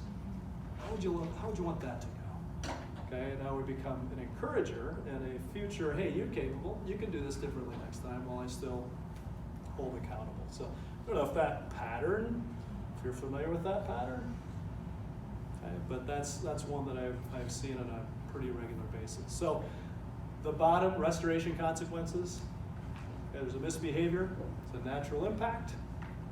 Oftentimes the natural impact isn't quite enough to maybe teach the lesson. Okay, if you tell your child to not touch the hot stove and they touch the hot stove, it's a good chance you don't need to pile on another consequence for that, right? The hot stove is a pretty good teacher. If your child lies to you, I might trust them less, but that might not be quite enough to motivate them or to teach them wisdom about changing that behavior. So there might need to be an additional consequence. This is where we come in to make it right consequences. If you made something wrong, it's your responsibility to make it right. And then the lose the privilege that kind of slides underneath. And sometimes we're just not ready to make it right. And our kids aren't ready to make it right as well. And so they might lose a privilege that when they make it right, they would have that privilege restored. So if I hear bickering, mean words being spoken, and then somebody says, hey Dad, I'm gonna go to the park, right? My friends are over there, I wanna go to the park. And I might say, oh my goodness, that would be fantastic. You love going to the park and your friends are there, that's cool. Hey, I heard some pretty harsh words being spoken. I'm wondering, where are you at with that? right? In Connected Families, we use our hands sometimes to signify that we're in right relationship, we're like this. Somebody breaks relationship, we're like this. So what are the, what are the make it right consequences? The make it right. How could you make that right if you made it wrong? And so I might say, so where are you at with your sister right now? Yeah. Okay, one of my kids would go, well, we're like this, we're good. We're good. Right? I'd be like, oh, that's great. So what do you think your sister would say about that? She'd be like, like this. Yeah. So do you need some help from me to help you figure out how to make that right, or do you want to go ahead and try to do that on your own? Okay, so again, the park is available to you, but until that value of reconciliation that we have in our family that we've talked about and restored relationship, that is put on hold for now. So I'm rushing through this, or I'm just trying to give examples and playing that out a little bit so you have some context for that. The if then, otherwise, you can choose is a couple pages after that. Somebody referenced that. It's pretty self-explanatory and the examples given there. But that's an important way of empowering kids, holding accountable, making things clear, and then offering the child an opportunity to make a choice. And then you're going to honor that choice, whatever it might be. So the key theme of that tool, though, that sets it apart from just you can do this or you can do that, is that it's really designed to communicate that message, I am for you, not against you. And that's kind of the brilliance that is woven into that, is because as soon as kids think, they're just trying to trap me. In fact, one kid made a statement about his dad. He said, yeah, there's always a trap door under one of Dad's choices. So this is how to help parents move away from that and truly communicate, I'm really for you in this situation. So you'll see that it's most parents will say, yeah, I do that. And it usually is threat oriented. If you don't do this, then this is what big trouble you're going to get into. Okay, well, what kind of choice is that? Okay, so this is really if you do this, right? If you do this wise thing, pick up your toys before dinner, then you'll be able to play with your toys after dinner. Okay, those are wise choices. Otherwise, put the toys away and they'll take a time out for a day or two. And you can have them back later, and we'll figure out something else we can do. Right? I like that connective piece. Like you're not banished from connection with me. Or you're such a creative kid. I know you'll come up with something fun, even if the Legos are put away for a couple days. Yeah. So it's just still communicating that I'm for you, no matter which choice you make. And then you can choose. And for me, I would typically say you can choose, and then I would say I'll be back in just a few minutes. I'm going to set a timer. Be back in 5 minutes, and I'll see what you decided to do. Okay? Because sometimes there would be arguments that would ensue about that. It's like, well, you never, and all the stuff, and so why don't you just choose? I'll come back, see what you decided to do, and we'll figure out where we go from there. Okay? And if there are toys lying around, I might come in. Again, this is learning for me, but my natural inclination to go, I see that you chose to not pick up your toys. All right, well, then here we go, right? It's kind of like, I'm offended by this. As opposed to, wow, it looks like you really got locked into playing with that toy. And I know you love that toy. What did we say would happen if the toys weren't picked up? Okay, and then we can hold accountable. Do you want to help me put the toys away in the bag, or do you want me just to pick them up, and put them in the bag? And that's usually where bargaining and all the stuff comes. I'll do it right now. No. I know. You were gonna do it, and you got distracted, didn't you? So let's just put the toys back here, and we'll figure out something else to do. Okay, that sort of thing. Here's the other thing I'll say about that is that sometimes parents hold their kids accountable for things that their kids have never shown the ability to do one time. So hey, clean up your room. So when I'm doing a workshop, I'll say, how many parents have ever said clean up your room and you walked in and you went, this is fantastic! Right? This is exactly what I was hoping for. Especially the first time. That doesn't usually happen. So we bring it back to motivate, model, practice, praise. What's the motivation for a clean room? How am I modeling a clean room? How do we practice so we know the child's capable and actually can do what we're asking them to do? And then how do we affirm that? Then we can hold accountable. Say, oh, I know you know how to do this. Now let me hold you accountable to that. So, all right. There is a blog post on Motivate, Model, Practice, Praise, by the way, on our website. Yep, and we did a podcast 2 months ago maybe on growth mindset or something like that too. So that highlights that. So, all right, so we've got about 25 minutes. Okay. And you're tasked with the explanation of ABC affirmations, and then we'll get some people involved here as well. So. Okay. So I am going to just do a few quick, I thought of this while you were talking, you didn't want to interrupt kinds of things.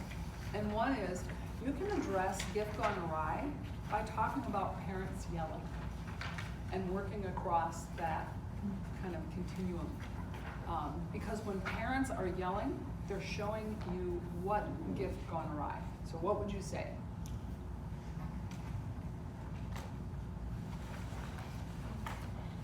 You don't have to look on that page. It might be different from here. What is a gift gone awry when a parent is yelling? Like a strong value system that's being broken or disrespected. A strong value system. That's great. Yeah. What else? Passionate. They're passionate. Yeah. They are passionate about their child and what their child is doing. And research shows that the most devastating environment for a child to be raised in isn't a yelling environment. It's a passive, I don't care, I just ignore you environment. And that is almost, it's very, very difficult for a child to overcome. So you can even help a parent see you're passionate, you're expressive, your child knows what you're thinking, you're engaged. Now, let's take that passion. What skills do you need to use that passion and those values for the best purposes? So you can do that parallel process related to gift gone awry as well. So that was just something that occurred to me. And there was some conversation about different cultures. And this framework really does. We have found it transferring all over the world. And so you can just start more by asking questions. What do you do to come to the challenge of parenting really steady and peaceful inside? And you just ask them that question and get them talking about, in their culture, how do they do that? And so it's more of a question-based process of helping them sort of fill in the details of their own framework. But we're doing work with Islamic folks right now and a lot of work with Chinese, and Becky can attest to how it transfers to Spanish. So, two other things, and Melissa, are you writing down little things that I should send you? Put ski meltdown on the tip, or on the ski meltdown. Okay. And it's a great example of the transformation that happened when a parent highlighted what was good about a child's outburst. It's really a fun tip. So, because that relates to the ABC. But before I dive into ABCs, one other random thought that I wanted not to miss is a tip that has been really helpful for parents. I've done a little group work with this. Is one that if you go to our website and you put in trash, truth, treasure, you'll find this tip that really it empowers parents to help their kids sort through what other people say to them. So like if they get verbally bullied, or if a sibling says nasty things to them or whatever, instead of trying to change what comes out of the sibling's mouth, like good luck doing that, you can strengthen your child to really know who they are in Christ, and or just even to sort out, okay, what was trash in what this person said?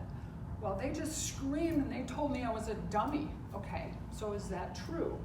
Or is that, what is that? Well, that's not true. Okay, so it's trash. So we're just going to put it in the trash can in our minds. And was there anything true that they said about how you ended that game that maybe you could learn from?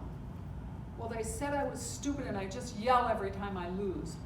Okay, so is there, you know, some of that's kind of over harsh and we can put that in the trash, but is there anything true that we can learn from? Oh, well, I do kind of get mad at the end of games. Okay, is that something that you'd want to work on? Okay, yeah, well then that's a true thing that can help you grow as a person. Isn't that awesome? And then treasure. What is really true? And this is where image of God stuff, for anybody, we're created in the image of God. And for those of our kids that know Jesus, then we've called with a purpose. So when we hang on to what's true about that, I'm loved, I'm precious to God, I'm learning and growing, then we can go back. And we've got the inner strength to sort out what was trash, throw it away, look at the truth and go, yeah, I can learn and grow in this too. Does that all kind of make sense? Anyway, so parents have been applying that not just to helping kids sort out what other people say to them, but to sort out situations that they're anxious. So what's the trash in this? That I'm gonna have a terrible day at school. Okay, yeah, is that true? No, probably not. Okay, let's throw that in the trash. What's true?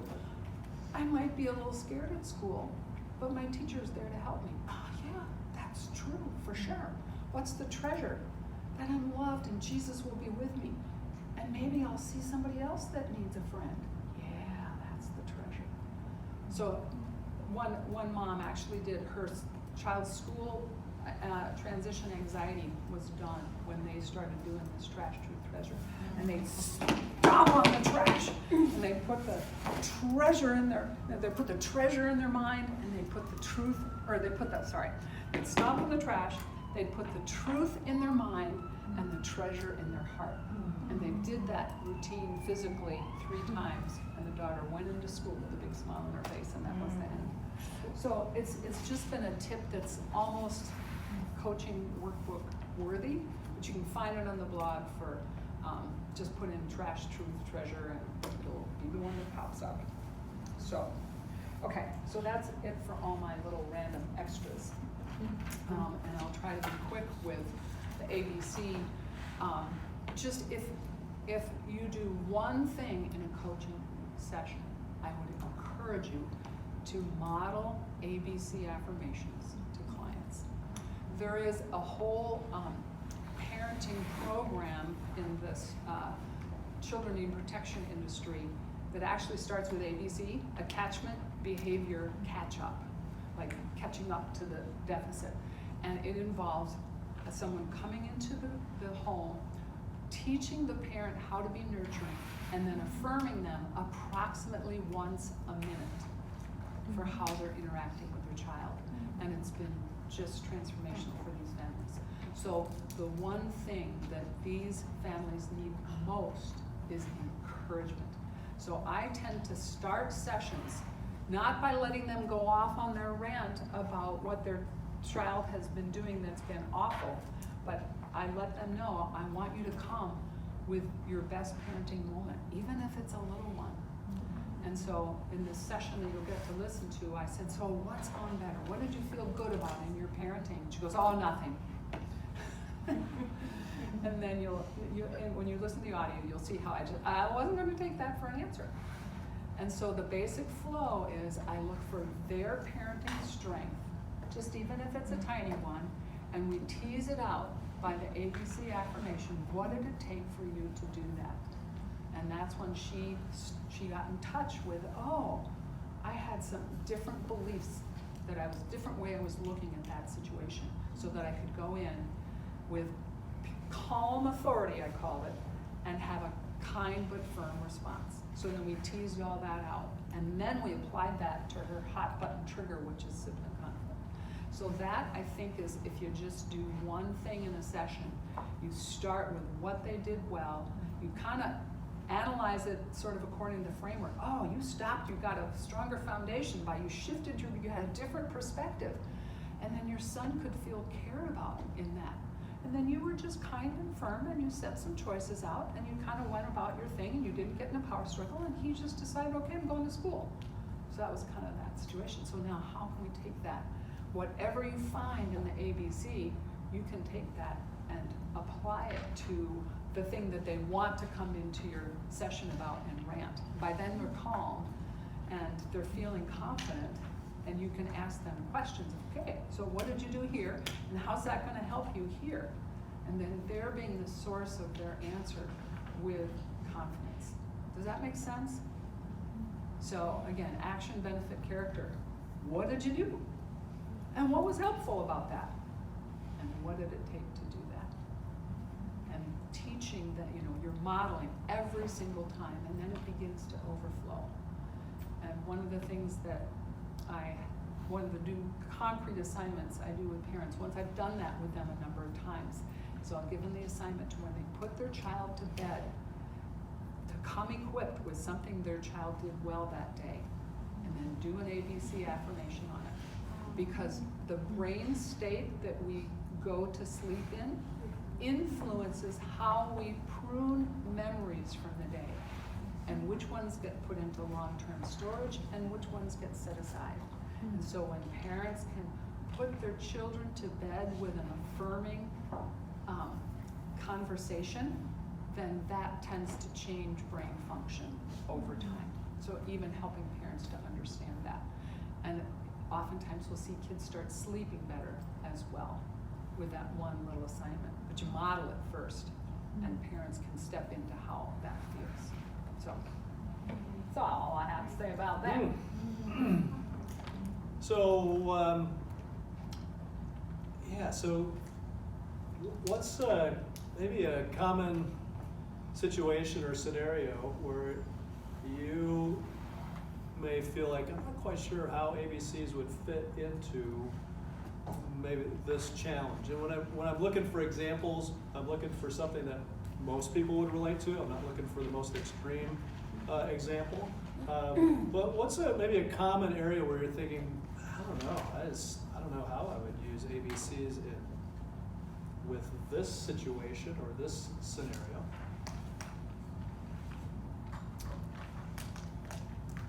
Maybe when a parent says that they're having trouble with their child hitting, So their child is hitting. either their siblings or other kids too. Okay, so scenario, the parent comes in and they say, I don't know what to do about this. My child hits, they get mad, they want something, they don't get their way, they just keep hitting people. They hit me, they hit their siblings, whoever they're upset with, right? That sort of thing? Yeah. Yeah, okay. So, do you want to interact with that, or should we invite the...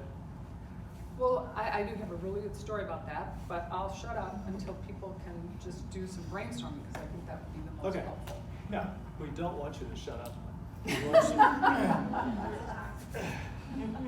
So here's the client. Hey, I got this kid. He hits all the time. Doesn't stop. I tell him to stop. Right? They will stop. What's an engagement? So just you can be a group coach here. Right? How about you start off with that engagement? I feel like I have so many thoughts, but I feel like I've also talked a lot.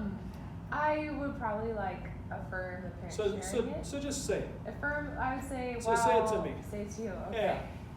That's gotta be really hard for you.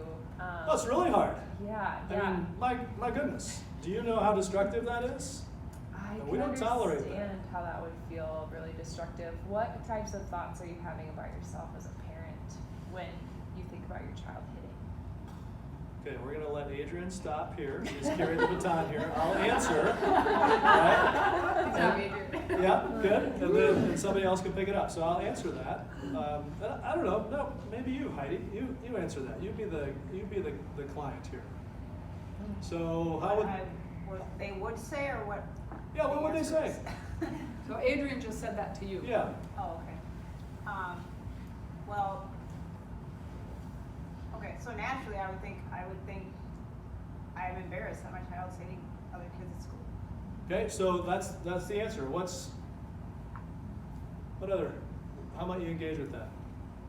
Okay, so I maybe missed the beginning part because I thought the child was hitting the parent. Hitting anything that moves, really. That's not very respectful. You're not being respectful. Okay, Of so other children or parents. so right now you're all coaches, okay? And so the scenario is thrown out there. Adrian asked Heidi what was going on with her. She said she felt embarrassed. Okay, now what? Again, this is playtime. So Right? what does it make you feel like when you're saying you're embarrassed? Why are you embarrassed? Yeah. So why are you embarrassed? Well, because I feel like other parents are looking at me like, can't you control your kid? Yeah. Okay. Yeah. So great. Right now, just so you know, we're operating under what's going on with Heidi right now. So do you think that's the truth? I don't know. I can't get him to stop doing it. I don't want him to do it. Yeah. Okay. Cool. So we're still operating here. She didn't answer your question, and that's okay. She didn't. Nope. She didn't answer your question, which is really typical. Okay, because she's living in a place where she's got this story running through her head, and you asked her a question, she's going to keep telling her same story over and over. That's how it works. We just tell ourselves the same story. So she might not even heard your question. Right? So just come back at it again. Try it again. Just say, oh, that's, okay. Yeah, so I hear that. But can you repeat your question, Gina?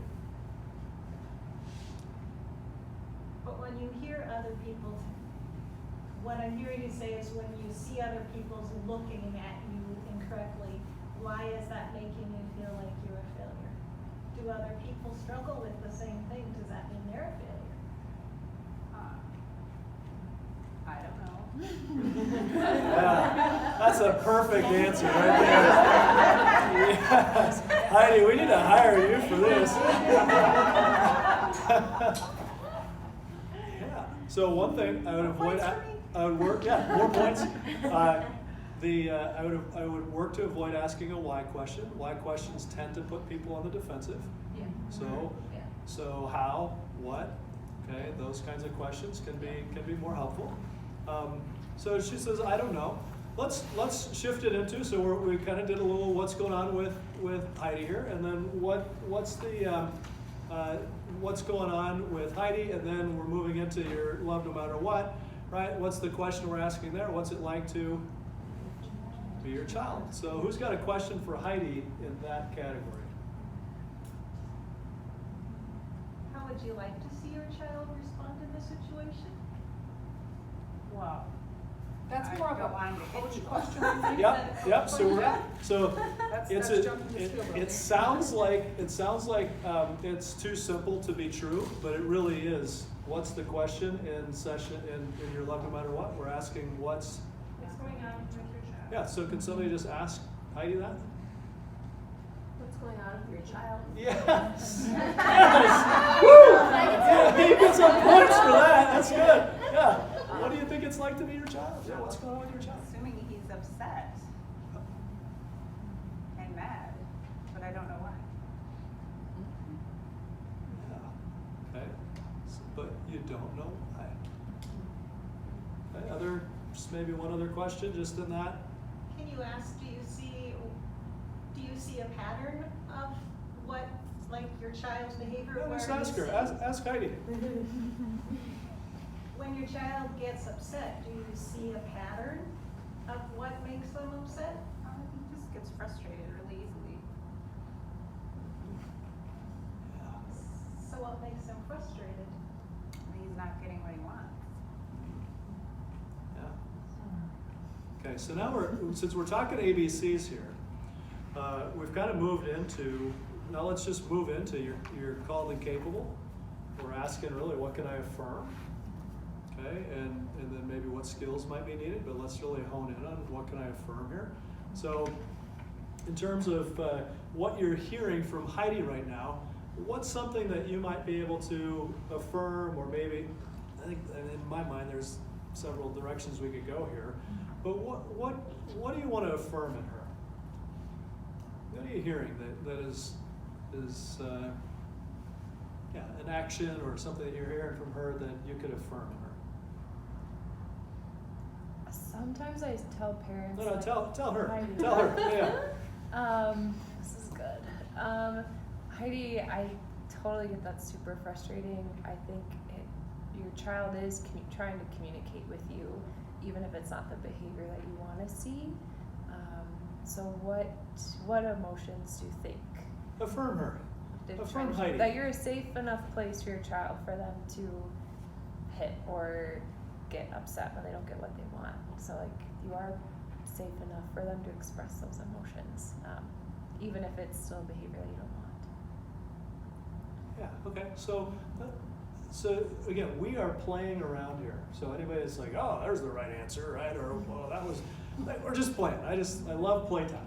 So just throw 2 or 3 things out. Just shoot them out. Heidi, what can we affirm in her right now? It's awesome that you care enough, that you There you go. You want care to solve enough. this problem. That's good. Other things. Your desire to know what's going on in your child and why he's hitting. Oh, you've really been trying to figure this out, haven't you? Yeah, others. You want, I appreciate your honesty. that you Appreciate your share honesty. this, Yeah, thanks for saying that. Being vulnerable to share this. Right? Yeah, I've noticed that about parents, they don't always wanna tell you what their child's doing wrong. okay. So Not hold on, always. just hold on a second. Yeah, I appreciate that you want your child to feel understood. yeah. Okay. I appreciate that you really want hope for your child to grow in respect and gentleness that'll serve him well. Yeah. So can you take it from here and just do a quick ABC with Heidi? Am I modeling parallel process, or am I coaching her for the aggression? You're coaching her for the aggression. Okay. So, and because I know I want to respect time and I want to give language to this, and so can you just engage with that, and then we'll find a landing spot here. Nice job, everybody. Yeah. Thanks for jumping in. So Heidi, when you see your son, like, you kind of probably see sometimes how he builds up to this aggression, and if he's like a typical kid and you say, don't hit, what's a child gonna do? They're gonna hit, right? Yeah, I suppose. Probably, yeah, because they feel opposed. So we're gonna try to figure out how you can come alongside him in this and find what's good and then empower him. So what signs do you see that he's about to hit? I think it starts, I'm trying to remember some of these conversations I had. It starts when there's kind of like a conflict between him and another kid, and like I can tell that there's gonna be a fight over a toy or something like that. So there's a conflict between him and another kid. Yeah. Okay, so that's a really helpful thing. What is happening in that moment that's good? So they're learning or trying to figure something out.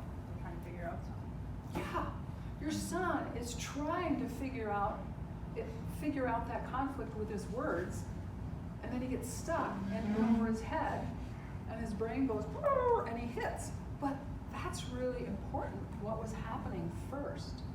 And so that's where you can come alongside him in that time and encourage him in that. So what might you say to your son when you see that argument happening that would be an encouragement for him?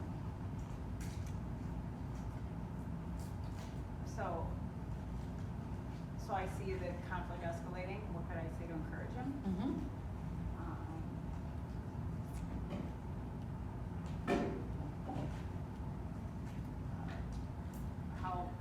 To encourage. So not to fix it, but to encourage him.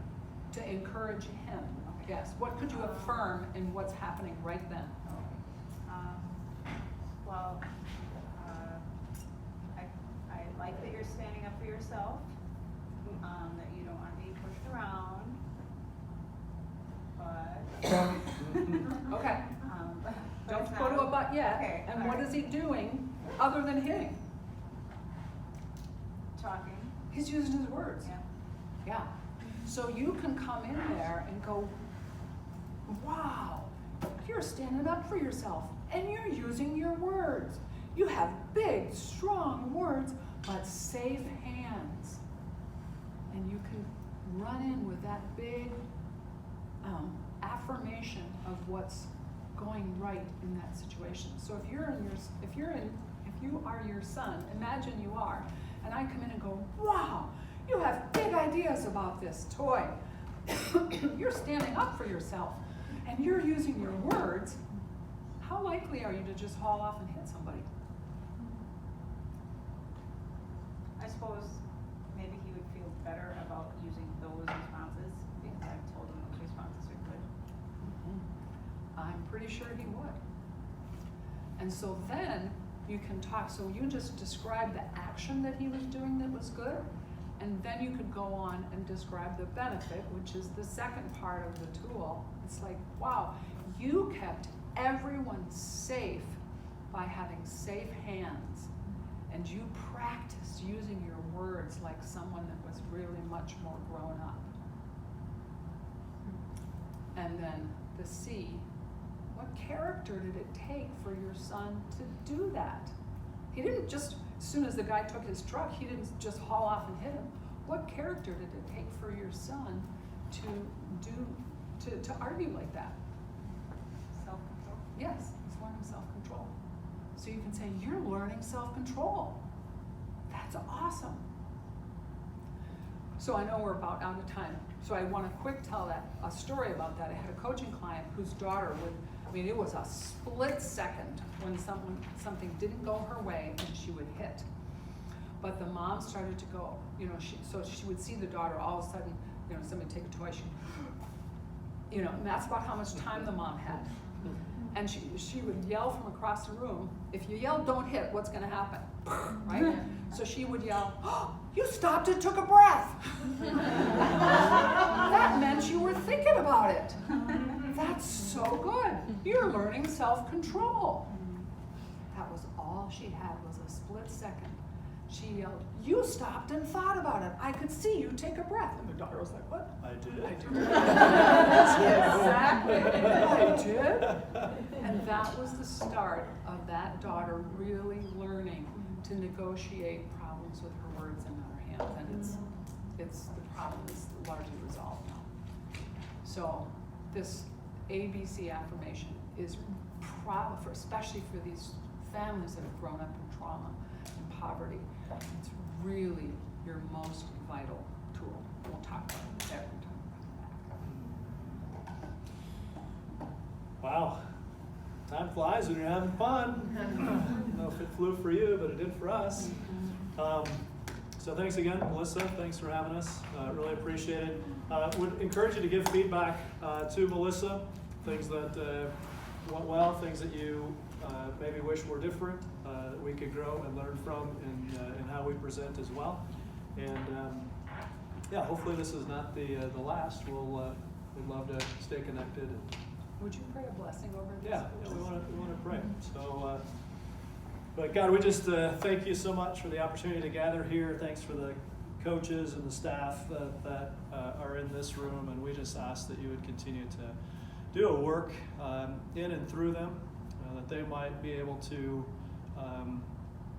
receive the care from your Holy Spirit in the work that they're doing, that they would be equipped and inspired by the things that you're up to in their life, that they would be able to receive your grace and your truth for themselves as they seek to pass that on to other parents. And so we pray for wisdom and clarity. We pray for discernment in meetings. Lord, that your Spirit would just show up and be so present in guiding and directing. And we just ask, too, that you would just do a work through the coaches here, that you would change the trajectory of families that the enemy has meant and for evil and for family systems and patterns that have gone for many, many generations. Lord, that you would do a work that only you could do, and you would shift and change those just through the care and the kindness, the support, the wisdom of the coaches and the people that they interact with. And we just pray that you would bless them, encourage them, and grow them, Lord. And we pray all these things in the mighty and powerful name of Jesus Christ.